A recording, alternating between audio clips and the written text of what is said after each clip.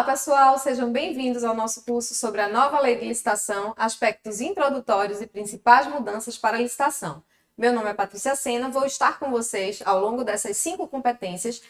Adianto para vocês que nesses vídeos não terão os conteúdos completos que serão abordados no curso, que vocês precisam ir nas nossas apostilas, que lá é onde vai ter o conteúdo completo. Então, não deixem de ler o material e de ler também o material complementar ao curso. Então, vamos lá.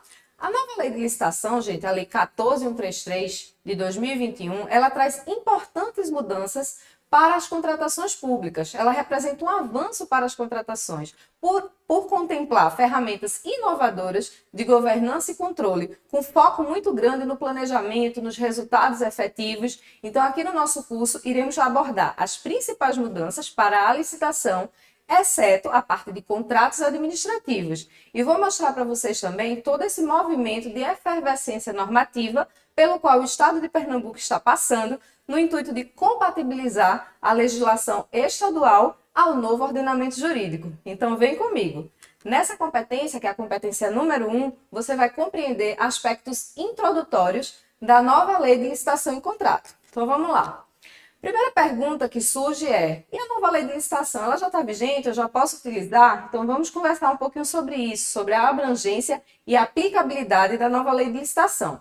Então, a nova lei, gente, a 14.133 de 2021, ela é uma lei que trata sobre normas gerais para a administração pública direta, autárquica, fundacional da União, Estado, Distrito Federal e município, excetuando as empresas estatais, que elas não estão subordinadas à nova lei de licitação. Elas possuem uma lei própria, que é a Lei 13.303. Então, assim, excetuando as empresas estatais, a nova lei de licitação engloba toda a administração pública direta, autárquica e fundacional.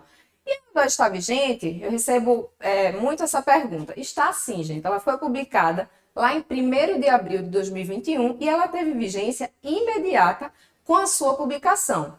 E a pergunta que se faz, e o antigo ordenamento jurídico, né? A Lei 8.666 de 93, a Lei do Pregão, a 10.520, a Lei do Regime Diferenciado de Contratação. Essa legislação ainda está vigente? Está sim. Essa legislação toda que eu citei ainda está vigente. Então, estamos no período de convivência normativa, da publicação da nova lei de licitação lá em 1º de abril de 2021 até 1º de abril de 2023, nesse decurso de 2 anos, estão vigentes a 14.133, a 8.666, a 10.520 e o regime diferenciado de contratação. Somente após esses 2 anos é que essa legislação, a 14.133, vai substituir definitivamente toda essa legislação, 8.666, 10.520, o regime diferenciado de contratação. Então, em 1º de abril de 2023, elas serão revogadas, tá?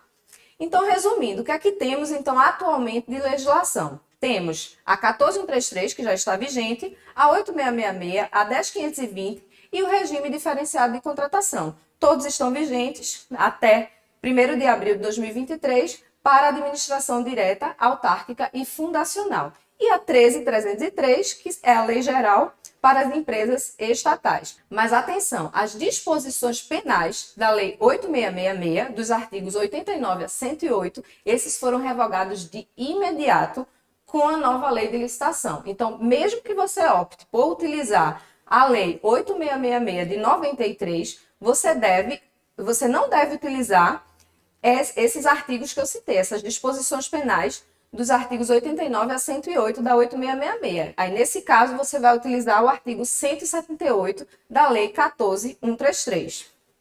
Então, seguindo, tem uma observação importante para fazer para vocês, que é em relação à combinação de regras, gente. É vedada a combinação de regras dessas diversas leis que eu citei aqui. Então, caso você vá usar dentro desse decurso de 2 anos a Lei 8.666, você precisa utilizar apenas ela. Você não vai combinar regras da 8.666 com a 14.133 ou com a 10.520. Você não pode criar esse regime híbrido de licitação. Você deve utilizar, o gestor vai optar, né, a administração pública vai optar pela legislação que ele vai utilizar na sua licitação, devendo indicar expressamente no seu edital E aí vai ter que seguir com aquela legislação até o final da contratação, certo? Ela atrai para toda a fase da contratação, até a execução contratual. Então, não pode combinar regras, não pode criar esse sistema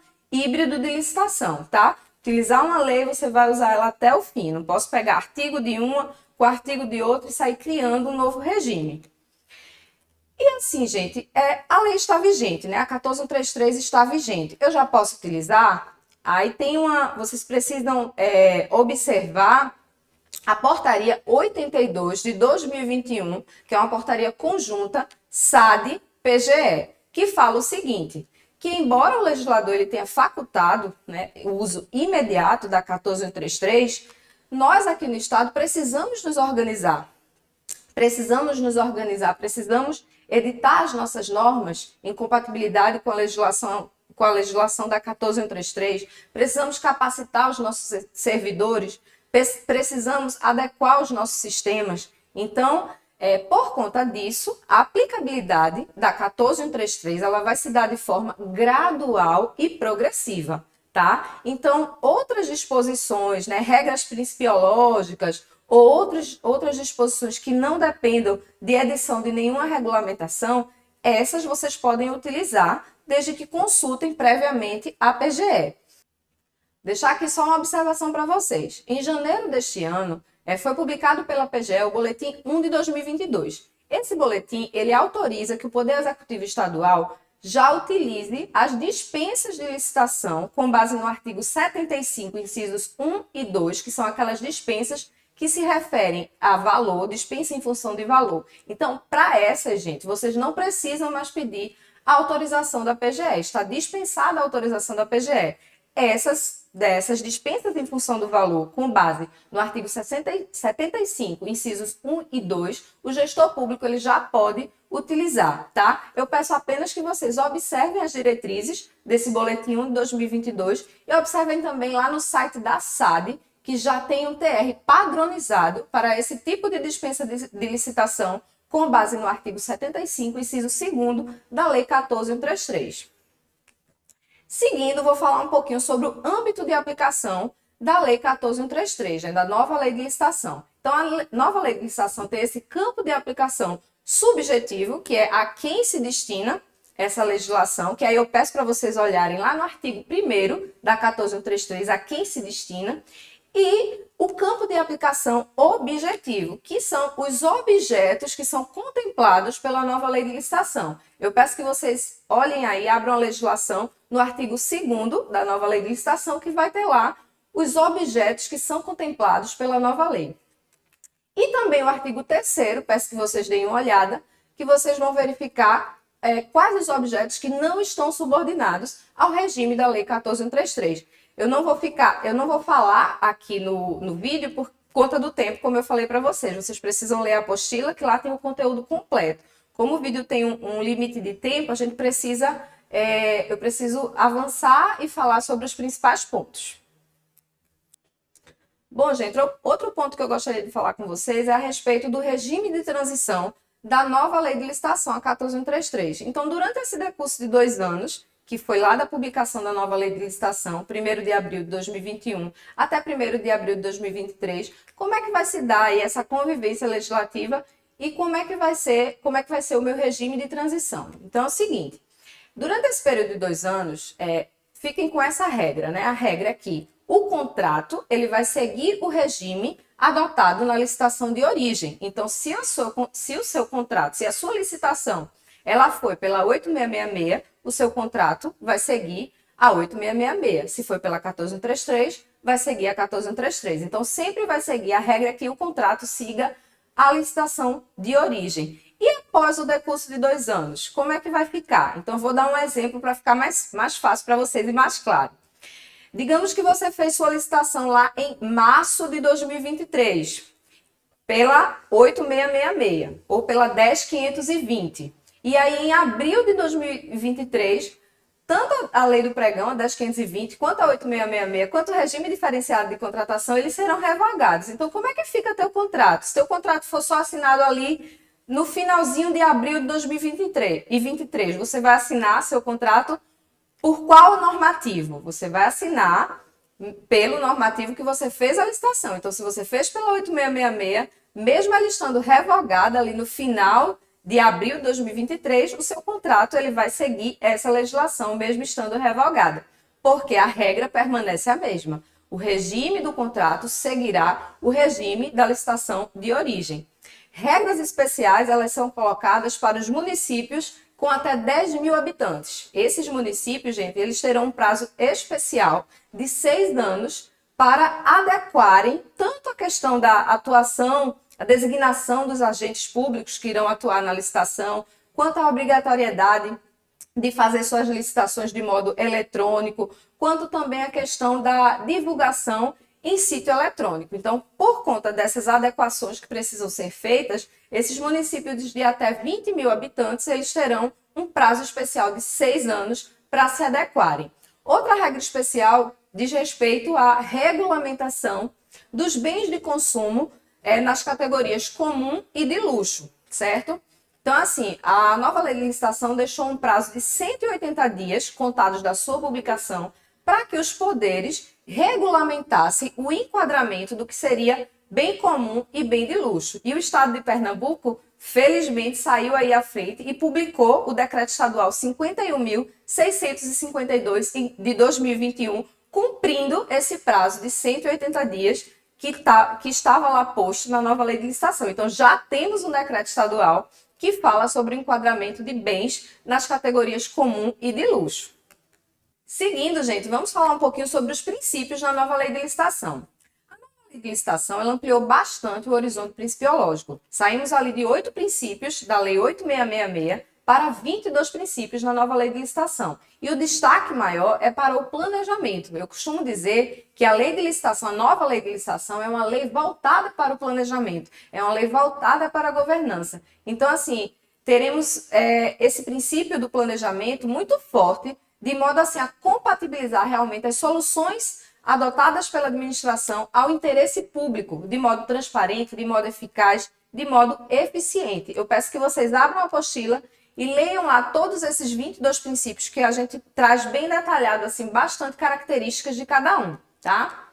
Seguindo, vamos falar agora um pouquinho dos objetivos da licitação na Lei 14.133. Estão lá no artigo 11 da Lei 14.133. Muda um pouquinho em relação ao 8666. Um dos pontos que eu gostaria de chamar a atenção a vocês é o seguinte: na 8666, a gente tinha como princípio a busca pela a seleção da proposta mais vantajosa. Vejam como isso muda um pouco na 14.133. Um dos objetivos agora, na 14.133, é a seleção da proposta apta a gerar o resultado de contratação mais vantajoso. Mas vocês podem perguntar, mas professora, não dá no mesmo a busca da seleção da proposta mais vantajosa e a busca da proposta a gerar o resultado de contratação mais vantajoso? Eu diria que não, não é a mesma coisa. Por quê? Porque quando você vai buscar uma proposta apta a gerar o resultado mais vantajoso, a nova lei de licitação diz que você tem que levar em consideração o ciclo de vida do objeto, ou seja, a utilização desse objeto ao longo do tempo, considerando critérios como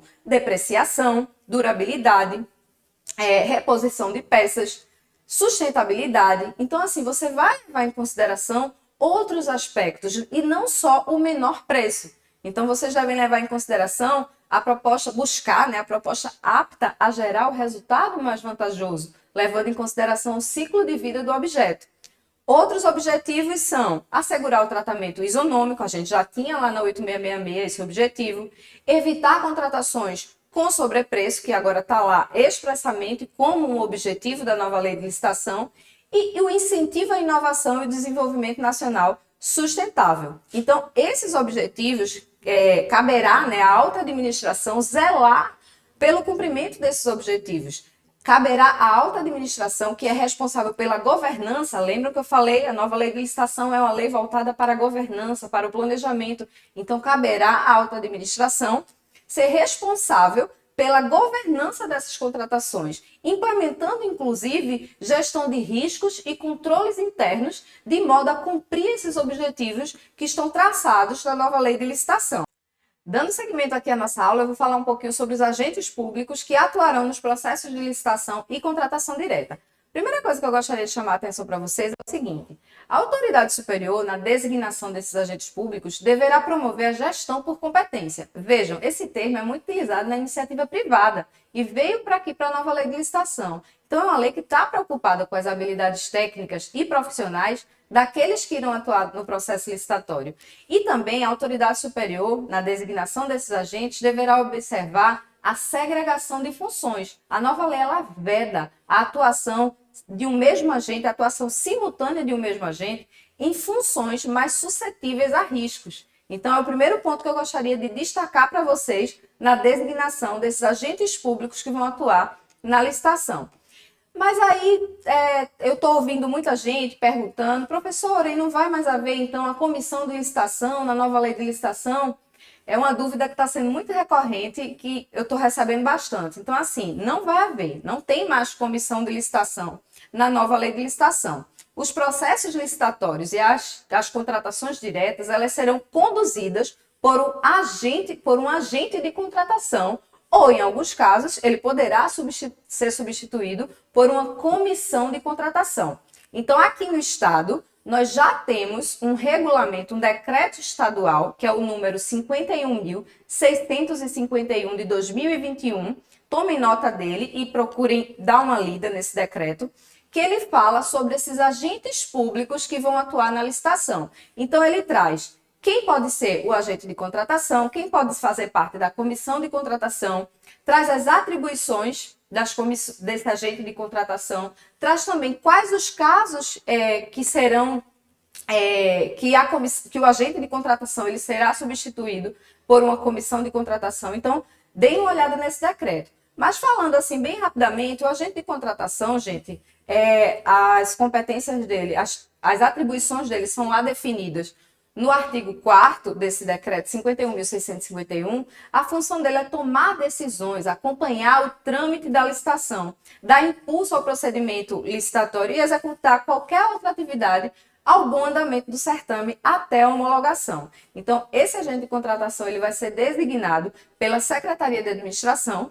entre servidores efetivos ou empregados públicos dos quadros permanentes da administração pública. Ele tem que possuir a qualificação atestada por um curso específico que vai ser promovido pela Secretaria de Administração e ele poderá ser auxiliado por uma equipe de apoio. Essa equipe de apoio ela pode ser terceirizada. Só é vedada a participação dessa equipe de apoio nos processos de terceirização de mão de obra. E a grande diferença é que esse agente de contratação ele responde individualmente pelos atos que praticar, certo? Salvo se ele for induzido a algum erro pela equipe de apoio. Na modalidade pregão, o agente de contratação ele vai ser denominado pregoeiro. Ele não deixa de ser agente de contratação, é só uma denominação diferente na modalidade pregão. Outra observação, na modalidade concurso, esse agente de contratação ele vai contar com uma banca especializada.